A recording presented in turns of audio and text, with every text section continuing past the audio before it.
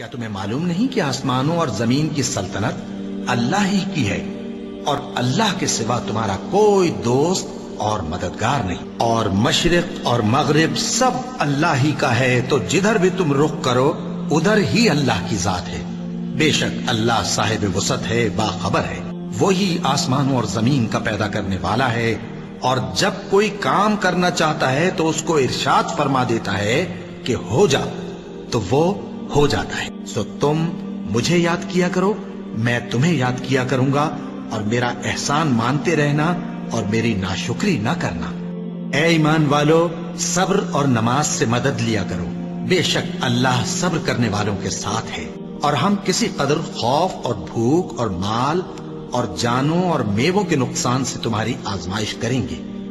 اور صبر کرنے والوں کو بشارت سنا دو کہ ان لوگوں پر جب کوئی مصیبت واقع ہوتی ہے تو کہتے ہیں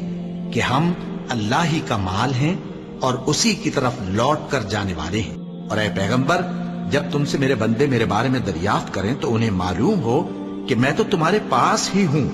جب کوئی پکارنے والا مجھے پکارتا ہے تو میں اس کی دعا قبول کرتا ہوں، تو ان کو چاہیے کہ میرے حکموں کو مانیں اور مجھ پر ایمان رکھیں تاکہ نیک رستہ پائیں۔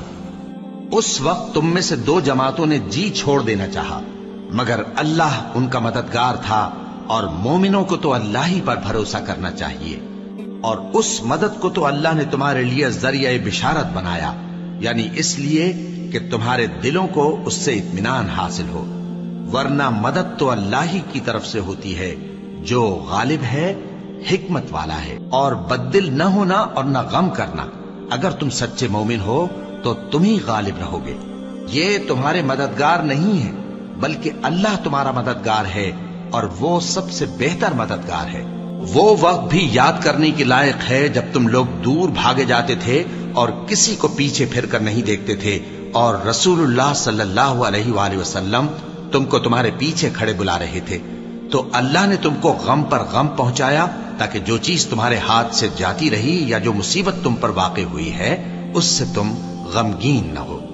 اور اللہ تمہارے سب اعمال سے خبردار ہے۔ پھر اللہ نے اس پریشانی کے بعد تم پر تسلی نازل فرمائی، یعنی نیند، کہ تم میں سے ایک جماعت پر طاری ہو گئی، اور کچھ لوگ جن کو جان کے لالے پڑ رہے تھے اللہ کے بارے میں ناحق ایام کفر کے سے گمان کرتے تھے، اور کہتے تھے بھلا ہمارے اختیار کی کچھ بات ہے؟